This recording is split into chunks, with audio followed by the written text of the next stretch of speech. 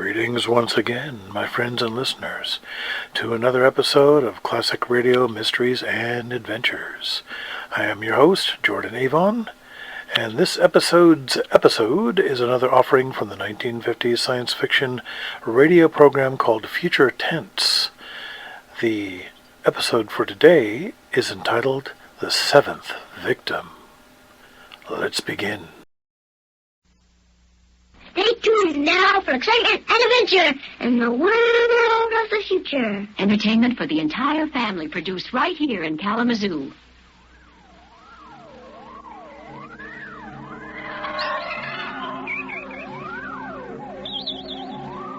Join us now for a voyage into another dimension. A journey into a realm as infinite and limitless as time itself.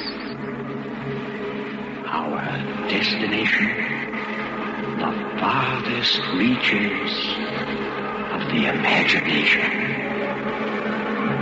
WMUK Special Projects presents Future Tense.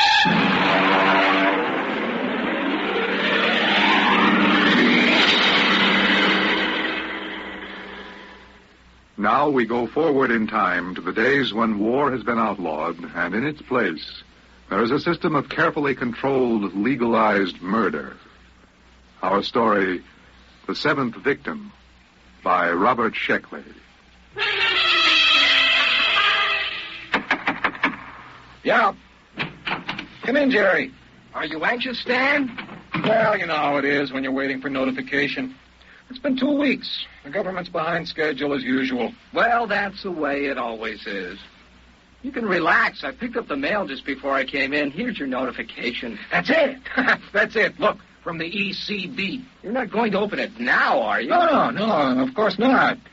No one is supposed to know the victim's name except the hunter. That's right. Have a good hunt, Stan. You know, you need a kill. You've been all keyed up. Yeah, well, it's too bad you have to retire, Jerry. Well, I got into the Tens Club. 10 hunts, that's not such a bad record. 10 hunts, of course not. 10 hunts, and then, of course, the victims in between. That's 20 kills. I sure hope my victim isn't anyone like you. Now, don't worry about it. Hey, what number will this be? My 7th. Oh, lucky 7. Go to it. We'll get you into the Tens Club yet. By the way, I got a circular in the mail. Maybe you'd like to use it. Victims, why take chances? Use an O'Donovan accredited spotter. Let us locate your assigned killer. Pay after you get it. Well, thanks a lot, but I've got my own spotter. There's the bullet. What's that? Yeah, sounds like a shooting down the hall. I guess somebody got his victim. Good for him, huh? Oh, it feels wonderful, Jerry. I feel alive again.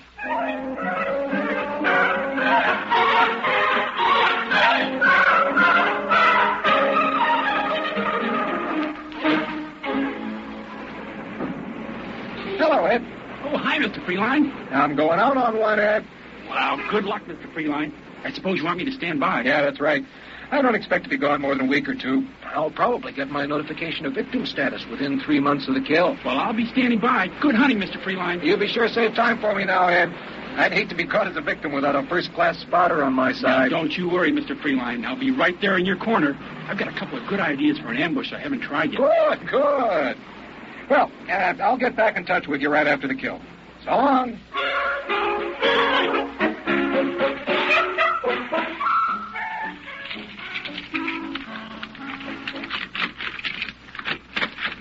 Mr. Freeline?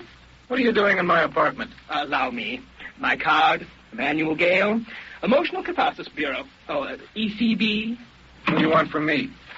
Oh, just a standard spot check and reorientation. I see you got your notification. Yeah, that's right.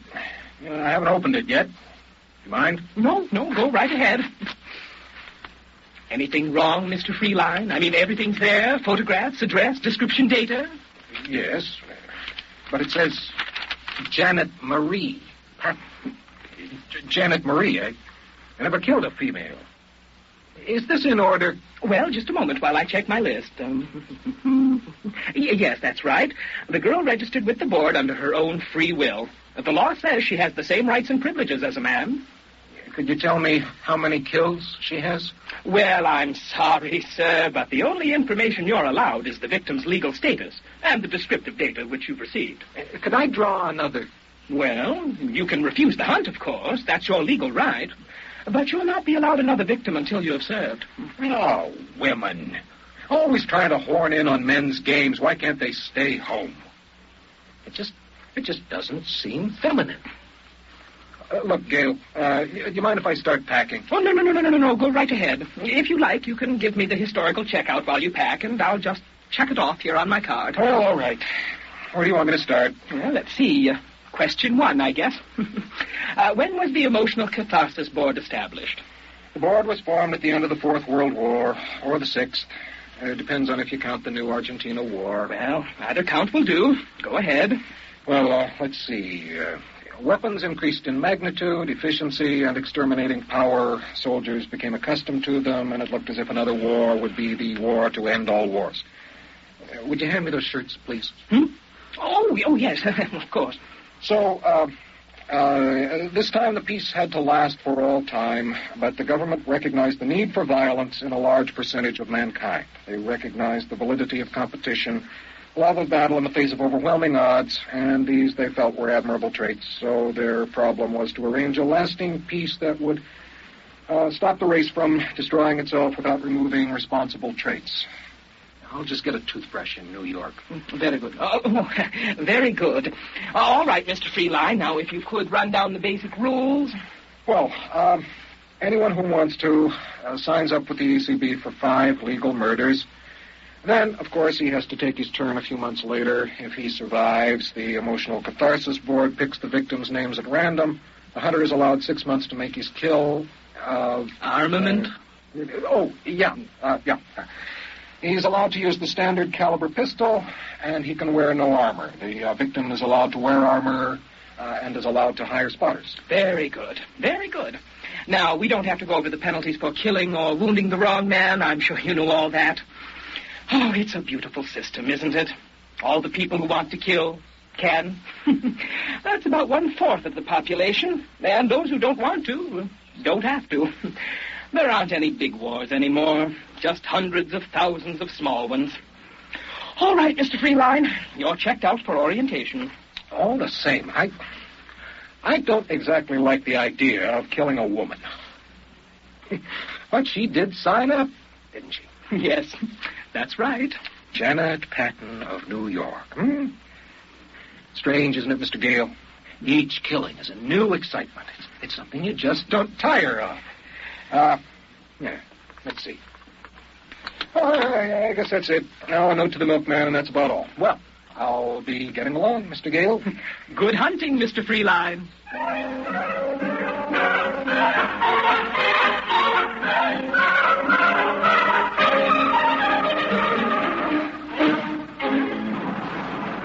Where to, Chief? Carlton Hotel. Carlton, you bet. Just get into town. Is it that noticeable? I've been picking up from the airport for maybe 10 years. I can spot an out-of-town killer by the way he carries his suitcase. You wouldn't be working as a spotter, would you? Oh, no. The cab bureau don't like it. This isn't your first kill, I can tell. Yeah? Yeah. Guys on their first kill get too anxious. They want to drive right up to the victim's address, walk right into an ambush. I'd say maybe you had 5, 6... 7? 7. Well, you haven't got too long to go before you get into the Tens Club. Ever been hunting? I can't afford it. Look, I tell you what. If you can just drive me around the Chelsea area, I'd just like to look at the streets. So that's where your victim hangs out, huh? Well, sure, be glad. Hey, you know what you ought to do, Mac? You ought to drop in at the hunting show at the Coliseum. They got everything. Bulletproof vests for victims, hats with bulletproof crowns. I've seen an ad for a Melvin straight shot, ECB approved. Carried a load of 12 shots with a deviation of 1,000th inch per 1,000 feet. Oh, sounds like a fine gun. Yeah, they got all kinds of trick things, you know. Chains with 4-shot magazine, 45 caliber flashlight, all kinds of things. There's Novelties are all right for the first time, but old-fashioned ways are the best. Hey, look at that. Somebody got him. Oh, I missed it. Nothing to see now. In about 4 minutes, the guys from the Department of Sanitation will carry away the corpse. Yeah. Well, this is the neighborhood, Chief. You want to give me the address? No. Let's just drive around. Okay. You're paying to meet it. What is it, Chief? There. That sidewalk cafe. Should I stop? No. Just drive slowly. There she is. Sitting at the table. What, you mean your victim is a dame? Yeah. She's just sitting there. Is she crazy exposing herself in the open? Boy, that's sure no way to stay healthy, not when you're a victim.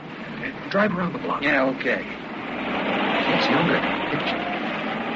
She looks sad. I wonder if she has been notified. Why, she's gotta be notified, Chief. They can't send you your notice until her signed receipt gets back to the office. It's automatic. Yeah, that's right. Isn't she even going to try to defend herself? Don't look like it. Hey, here. She's still there. All I have to do is ride by in a cab and pump a bullet into her. Okay, Chief. I'll go real slow. Now, you be sure to allow for the motion of the car. No. Park across the street.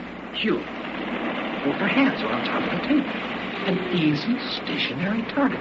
All I've got to do... Hey, remember to roll down the window before you shoot that gun, huh?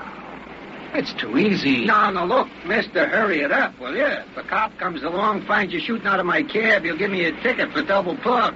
No, it's too easy. All my other 6 kills have been hard. My victims have tried every dodge. One of them hired a dozen spotters. I got them all. I dressed as a milkman. Hey, that's pretty clever. No, this wouldn't be a trophy. Put your flag up. I'm getting out. Okay. I'm going to go over to talk to her. Yeah, she's your victim. I know. It's too easy this way.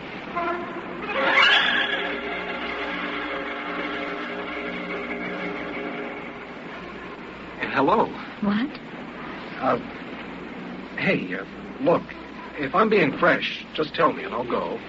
I'm an out-of-towner here on a convention, and I'd just like to talk to somebody. If you'd rather I didn't, I don't care. May I sit down? My name is Stanton Freeline. I'm Janet. Janet what? Janet Patton. Nice to know you. Are you doing anything tonight, Janet? I'm probably being killed tonight. Oh. Are you a victim? You guessed it. If I were you, I'd get out of the way. No sense getting hit by mistake. Hell, you're awfully calm about it. Don't you care? Haven't you got any spotters? No. Mr. Freeline, I'm a bad girl. Got the idea I'd like to commit a murder, so I signed for ECB. And I couldn't do it. Oh, I am sorry. But I'm still in, of course. Even if I didn't shoot, I still have to be a victim. Well, why don't you hire some spotters? I couldn't kill anyone. I just couldn't. I don't even have a gun. Well, you've got a lot of courage coming out in the open this way. What can I do? You can't hide from a hunter. Not a real one. I don't even have enough money to make a disappearance. Well, since it's your own defense, I should... No, I've made up my mind about that. This whole thing is wrong. This whole system. When I had my victim in sights, I could see how easily I could... Well, I could have... Let's forget it. I'm glad you talked to me. At least it'll pass the time.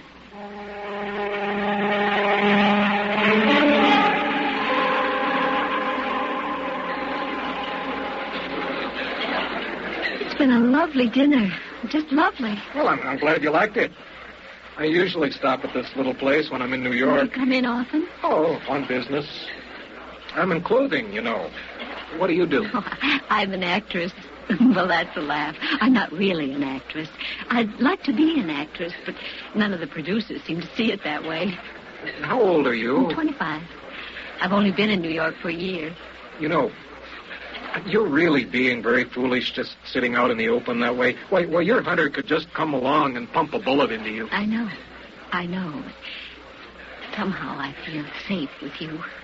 Oh, say, Janet, would you like to go to the gladiatorials with me tonight? We've got about 20 minutes. We'd only miss the opening numbers. I suppose so. Might as well, huh? Eat, drink, and be merry.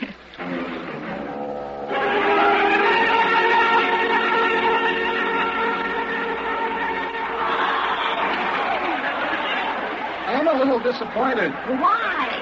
I thought the New York gladiatorials would be something special. It's about the same as Cleveland. Isn't there any difference? Well, the duel of the dead, but otherwise it's the same in Cleveland as it is in New York. You know, that's funny. I used to think those gladiatorials were very exciting. Now they just make me a little sick. Well, you can get tired of the best of shows.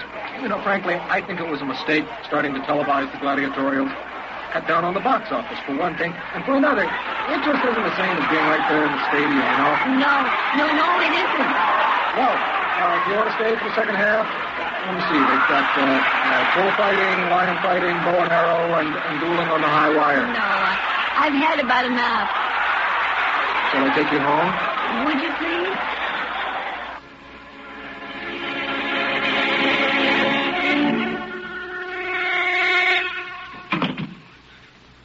Sit down now. I'll fix your drink. Janet. What? You're crying, aren't you? Oh, no. No, not really. It's just the thought that any minute from anywhere a bullet can come crashing into me. Makes me feel so soft and helpless. You are soft. Oh, Janet. You're leaving New York soon? I suppose so. The convention is only lasting another day. I'll be sorry to see you go. Send roses to my funeral? Janet. What? Janet, I don't want you to be killed. There's not anything you can do about it, is there? Janet, I love you. Oh, Stan. Please, darling. Quit But you can't love me. I'm a victim. I won't live long enough. You won't be killed, Janet. Listen to me, Janet, darling. I'm your hunter. Are you going to kill me? Don't be ridiculous. Darling, I'm going to marry you.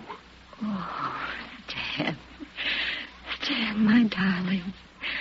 All the waiting's been so frightening. It's all over. It's all over. Think what a story it'll make for our kids. Oh, darling. How I came to murder you and left marrying you. Oh, Stan. Kiss me. Oh, I think I'd better get a cigarette. Let's start packing. Oh, wait. Wait. You haven't asked if I love you. What? You haven't even admired my cigarette lighter. What are you talking about? It's a lovely lighter, isn't it? With a small hole in the bottom.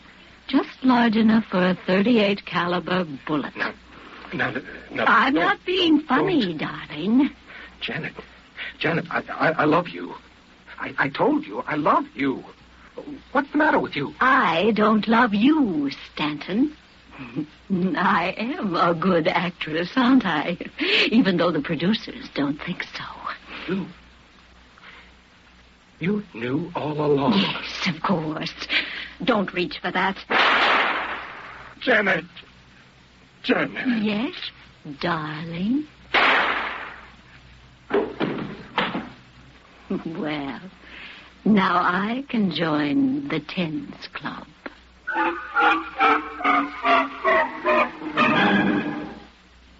WMUK Special Projects has presented The Seventh Victim, a story by Robert Sheckley, adapted for radio by Ernest Kenoy. Our cast included Tom Small as Freeline, Peg Small as Janet, John Scott as Emmanuel Gale, Mark Spink as the cabbie, Dick Atwell as Ed, and Eric Grandstaff as Jared. Future Tense is produced and directed by Ellie Siegel.